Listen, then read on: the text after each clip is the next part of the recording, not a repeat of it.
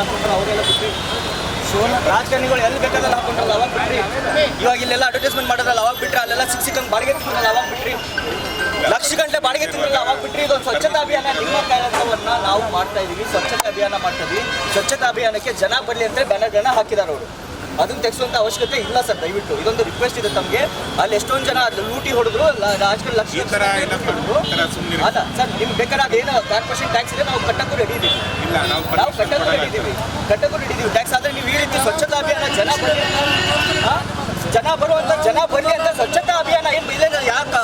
ಯಾವ company publicity ಮಾಡ್ತಾ ಇಲ್ಲ ಅಥವಾ ಯಾರು ಮಾಡ್ತಾ ಇಲ್ಲ. ನಾವು ಸ್ವಚ್ಛತಾ ಅಭಿಯಾನ ಮಾಡ್ತಾ ಇದೀವಿ. ಸ್ವಚ್ಛತಾ ಅಭಿಯಾನ ಕಾರ್ಪೊರೇಷನ್ ಕಮಿಷನರ್ ಅವರ ಕರ್ತವ್ಯ ಅಂತ ಒಂದು ಪ್ರಚಾರಕ್ಕಾಗಿರುವಂತಹ ಶಿವಂ ಅಸೋಸಿಯೇಟ್ಸ್ ವತಿಯಿಂದ ಮೇ 17ರಂದು ಸ್ವಚ್ಛ ಬೆಳಗಾವಿ ಸಂಭ್ರಮ ಹೆಸರಿನಲ್ಲಿ 25,000 ಜನರನ್ನ ಸೇರಿಸಿ ಬೃಹತ್ ಕಾರ್ಯಕ್ರಮ ಆಯೋಜಿಸಲು ಮುಂದಾಗಿದ್ದ ಹಿನ್ನೆಲೆ ಜಿಲ್ಲಾಡಳಿತ ಈಗಾಗಲೇ ಅನುಮತಿ ನಿರಾಕರಿಸಿ ಶಾಕ್ ನೀಡಿತ್ತು.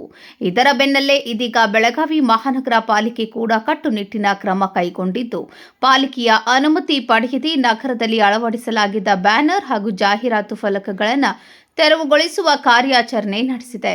ಶಿವಂ ಅಸೋಸಿಯೇಟ್ಸ್ ವತಿಯಿಂದ ಬೆಳಗಾವಿ ನಗರದ ವಿವಿಧ ಪ್ರಮುಖ ವೃತ್ತಗಳು, ರಸ್ತೆ ಬದಿಗಳು ಹಾಗೂ ಸಾರ್ವಜನಿಕ ಸ್ಥಳಗಳಲ್ಲಿ ಕಾರ್ಯಕ್ರಮದ ಪ್ರಚಾರಕ್ಕಾಗಿ ದೊಡ್ಡ ಪ್ರಮಾಣದಲ್ಲಿ ಬ್ಯಾನರ್ಗಳನ್ನು ಅಳವಡಿಸಲಾಗಿತ್ತು. ಆದರೆ ಮಹಾನಗರ ಪಾಲಿಕೆಯ ಪೂರ್ವಾನುಮತಿ ಪಡೆಯದೆ ಬ್ಯಾನರ್ ಅಳವಡಿಸಿರುವುದು ನಿಯಮ ಉಲ್ಲಂಘನೆ ಎಂದು ಪಾಲಿಕೆ ಅಧಿಕಾರಿಗಳು ಸ್ಪಷ್ಟಪಡಿಸಿದ್ದಾರೆ. ಇನ್ನು ಕಾರ್ಯಕ್ರಮವನ್ನು ಪಾಲಿಕೆಯ ವ್ಯಾಪ್ತಿಗೆ ಸೇರದ ಸರ್ದಾರ್ಸ್ ಮೈದಾನದಲ್ಲಿ ನಡೆಸಲು ಯೋಜನೆ ರೂಪಿಸಲಾಗಿತ್ತು.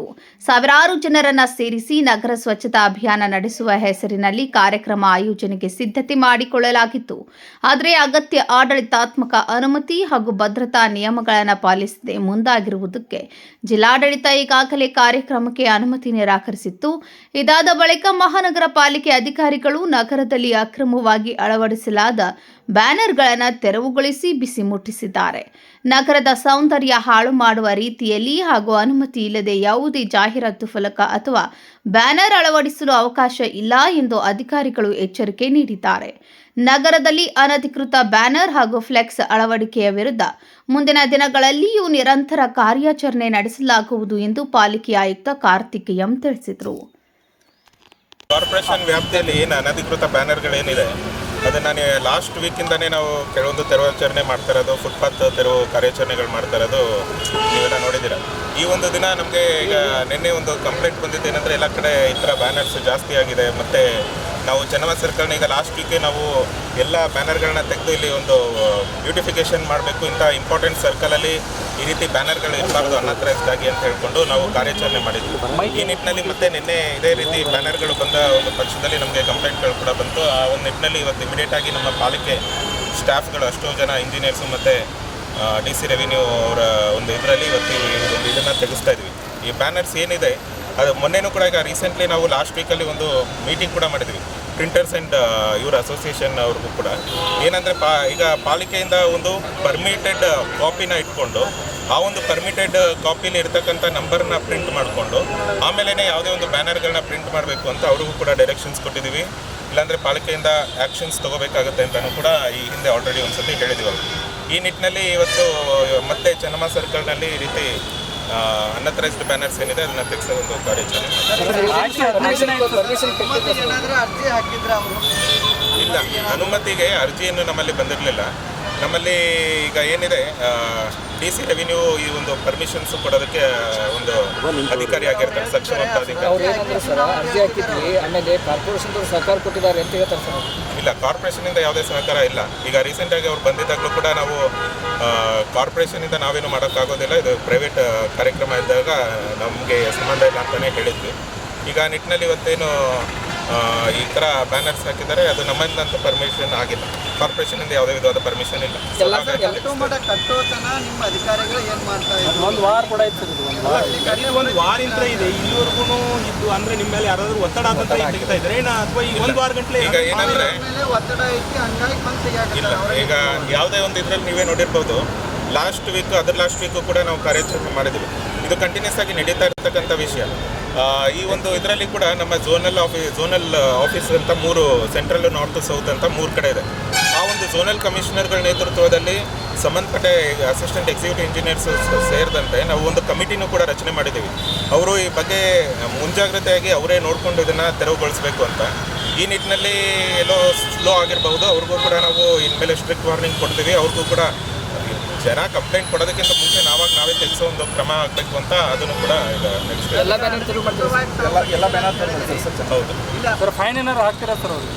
ಹೌದು, ಇದು ಪ್ರಿಂಟರ್ ಏನಿದೆ ಅಂತ ನೋಡಿಕೊಂಡು ಆ ಪ್ರಿಂಟರ್ ಹೆಸರು ಏನಾದರೂ ಇದ್ರೆ ಅವ್ರಿಗೆ ಫೈನ್ ಕೂಡ ಹಾಕಬೇಕಾಗುತ್ತೆ. ಬೆಳಗಾವಿ ನಗರದಲ್ಲಿ ಈ ಅಭಿಯಾನಗಳು ಜಾಗೃತಿಗಳು ಸಂಘ ಸಂಸ್ಥೆಗಳಿಂದ ನಡೀತಾ ಇರ್ತವೆ. ಸೊ ಈ ಒಂದು ಇದಕ್ಕೆ ಪರ್ಮಿಷನ್ ಕೊಡಲಿದ್ದಕ್ಕೆ ಏನು ಕಾರಣ? ಈ ಒಂದು ಇದರಲ್ಲಿ ನಮಗೆ ಪರ್ಮಿಷನ್ ಈಗ ಅಥರೈಸ್ಡಾಗಿ ಇದು ಅವ್ರು ಎಲ್ಲಿ ಪರ್ಮಿಷನ್, ಅದು ಯಾವುದು ಗ್ರೌಂಡಲ್ಲಿ ಏನು ಮಾಡ್ತಾರೆ ಅನ್ನೋದು ಅದು ಅವ್ರು ಡಿಸೈಡ್ ಮಾಡಿಕೊಂಡು ಪರ್ಮಿಷನ್ಗೆ ಹಾಕಬೇಕಾಗುತ್ತೆ. ಈಗ ಫಾರ್ ಎಕ್ಸಾಂಪಲ್ ಇದರಲ್ಲಿ ಏನು ನೀವು ನೋಡಿದ್ರೆ ಸರ್ದಾರ್ ಗ್ರೌಂಡ್ ಅಂತಿದೆ.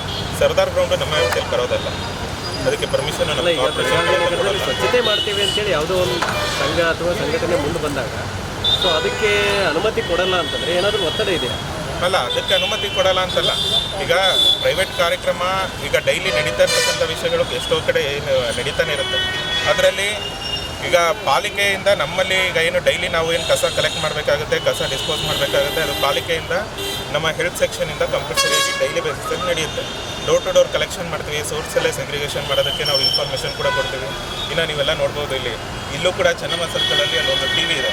ಆ ಟಿವಿ ನೋಡಿದ್ರೆ ಅದರಲ್ಲಿ ಡೈಲಿ ನೀವು ಸೋರ್ಸ್ ಸೆಗ್ರಿಗೇಷನ್ ಈಗ ನೀವು ಚೆನ್ನಾಗಿ ಕಸ ಬೆಳಗಾವಿ ಕ್ಲೀನ್ ಇತ್ತಂದ್ರೆ ನಂಬರ್ 1 ಆಗ್ಬೋದಿತ್ತು ಸರ್. ಮೈಸೂರನ್ನು ದಾಟಿ ಅಷ್ಟೊಂದು ಕ್ಲೀನ್ ಆಗಿದೆಯಾ ನಮ್ಮ ಬೆಳಗಾವಿ? ನಾವು ಪಾಲಿಕೆಯಿಂದ ಮಾಡ್ತಿರ್ತೀವಿ.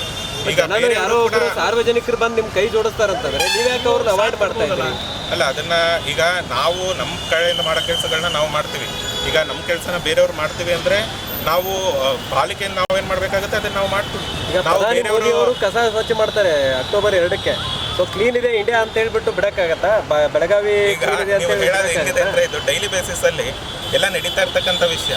ನಮ್ಮ ಕೆಲಸ ನಾವು ಮಾಡ್ತೀವಿ, ಅವ್ರ ಕೆಲಸ ಅವ್ರು ಮಾಡ್ತಿದ್ದಾರೆ. ಅವ್ರು ಯಾಕೆ ಮಾಡ್ತಿದ್ದಾರೆ? ಅವ್ರು ಮಾಡಿದ್ರೆ ನಡೆಯುತ್ತೆ ಅಂತೀರಿ? ಇಲ್ಲ, ನೀವು ಅವ್ರನ್ನೇ ಕೇಳ್ಕೋಬೇಕಾದ್ರೆ. ಅಲ್ಲ ಸರ್, ಇನ್ನು ಮುಂದೆ ಚೆನ್ನಮ್ಮ ಸರ್ಕಲ್ ಯಾವುದೇ ರೀತಿಯಂತ ಫ್ಲೆಕ್ಸ್ ಇರಲ್ಲ, ಯಾವುದೇ ರಾಜಕಾರಣ ಆಗಲಿ ಯಾವುದೇ ಆಥರೈಸ್ಡ್ ಫ್ಲೆಕ್ಸ್ಗಳಿರುತ್ತೆ. ಅಲ್ಲ, ಪರ್ಮಿಷನ್ ಯಾರಿಗೆ ಬೇಕವ್ರಿಗೆ ಅಷ್ಟೇ ಪರ್ಮಿಷನ್ ಕೊಡ್ತೀರಿ ಸರ್? ಅಂದ್ರೆ ಏನಿದೆ ಸರ್ ಅದರದ್ದು? ಯಾವ ರೀತಿ ಸರ್ ಪರ್ಮಿಷನ್ ಕಂಡೀಷನ್ ಏನಿದೆ ಹೇಳಿ ಸರ್ ಅದರದ್ದು? DC ರೆವಿನ್ಯೂ ಅವರು ಇರ್ತಾರೆ, ಅವ್ರು ನಿಮ್ಗೆ ಡೀಟೇಲ್ಸ್. Sir mic